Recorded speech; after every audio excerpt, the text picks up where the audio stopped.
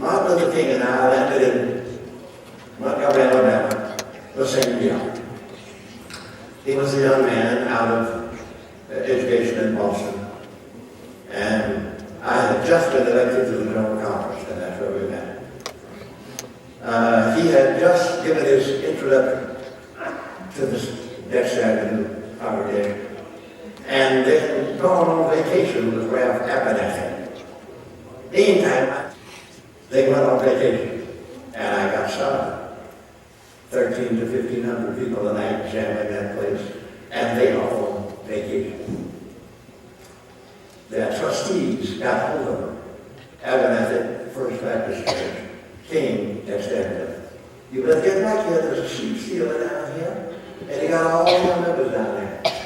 Everybody from Rosa Parks, Rosa Parks, and all those famous things. They were sitting out there in my tent, man, soaking up the gospel night after night, when King and Abernathy returned from vacation. I just want you to hear the story, and you couldn't hear the story. Okay? All right. And y'all know all night, but I know. I love you. Now, King came back and came to my tent. Young man, he had got this civil rights vision. You know, he just breaking in at that time. He waited until I was older, and I saw him out there debating with Charles Dudley and Richard Brown. Richard Brown became a president, Dudley was a president, and all that good stuff. I was training then. Got that? When I got through, I went down and joined the circle.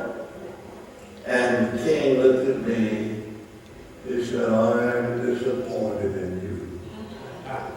You never seen me at all. And I never seen him. This is what I mean. I said, what disappoints you, doctor? He said, I heard we had a Black Billy Graham in town. First time I ever been called Black Billy. I'm black, but I'm not kidding. So, he said, what do I hear when I come to hear you? The law, the law, the law. I said, Dr. King, you must come late, because I always start my sermons with the Lord, the Lord, the Lord. I said, but since you brought it up, oh, that's all. Since you brought it up, don't you teach the Ten Commandments in your church? He said, Christ, I can quote it word for word, maybe. He said, Christ is the norm. Christ is the norm. I said, correct. What he said, or what he did, or both. Both, he said. I said, thank God that I've come to destroy the law, the prophets. I've come not to destroy, but to establish, Jesus said. Now, the Tijuana nightclub was across the street from my tent. Now, I was the preacher, the only pastor, the habituates of the Tijuana nightclub ever heard. But the church had come to them. And they get a camera slits, stagger across the street when I start preaching, get hold of the ropes, and rock and chip, and say, I don't have it, Rev. I don't have it. I don't have it. Well, when they heard somebody was fool with their preacher, other preacher they heard, they came out to take care of business. And they saw Dr. King and Dr. Abernathy. And they encircled us and stood listening respectfully. They got there in the middle of my answering that don't be the Ten Commandments, you know. How would you feel if somebody came to sing in a house? And one of the drums got between when he caught the drift. He said, Dr. King, you put that finger under that soon-to-be famous nose. And he stood there swaying. He said, Dr. King, I'm surprised at you. If you don't believe in the Ten Commandments, I would want you to visit my home on this island. All right. Now, he was not famous at that point in time. And our position was an adversarial one. He said he'd lose some members. And I'm hoping he will. All right. Oh, and by the way, he did. Abernathy lost 150, King lost 27. School teachers. Now, but fast backwards and back. That ministerial alliance, led by Dr. King, went to see the mayor of the town to get me shut down. He was not famous. And becoming famous was not only his man. You know how that came from layman being. But this is before all that. And they told the mayor that I was disrupting the community with my teaching. So the mayor said I will send 6 detectives out to monitor him. I saw these 2 black cars drive up out there. Detectives had been there taking notes. They went back, and this is what they told the mayor. Crime is down in the community where that man is preaching. It took a man to do that. They'll do that. Crime is down, and he's not telling them anything but to obey the law. So when Dr. King and them went back with the answer, the mayor told them, you better preach him out of town.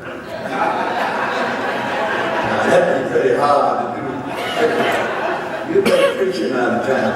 My detective said you do a lot of good down there. Now that was my first contact with King, but not my last. I joined SCOC, became a card-carrying member. I participated in marches in the South. I am glad that I did. Because some people were saying about Adventists that we're so heavenly minded that we're no earthly good. And that was circulating among the black folks who were risking everything to break the back of segregation. I'm in their records, and everybody in the movement. Later on, King met Elder Ward, who was pastoring at the time, and Ward said, I never called Dr. King. Let me say that. He said, Elder Ward. He said, yes. You know Elder Cleveland. Yeah, where is Elder Cleveland? We met at NACD and all of that. Resurrection City, I was down there 5 nights a week in the slop, distributing clothes, comforting people who were a long way from home in the slop.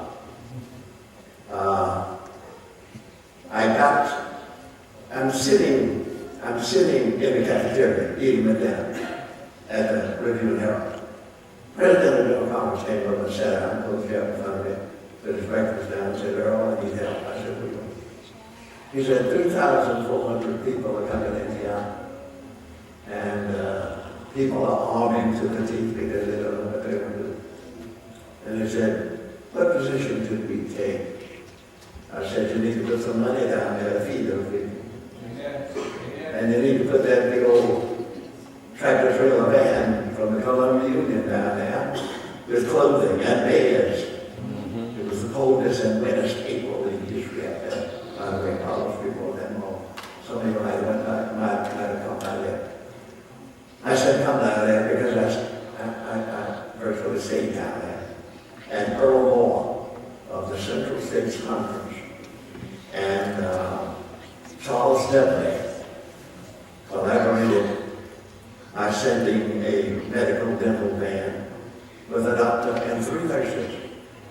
And all that all tripped in all the way to Marks, Mississippi, Washington. They were delivering babies and taking care of them. When we got there, I had the tractor trailer on the ground. And he brought the medical dental van, and that was at the entrance of Resurrection City. Adventist got some high marks with the powers that be for providing those services to the city. Yet I marched, 10 minutes to conclusion.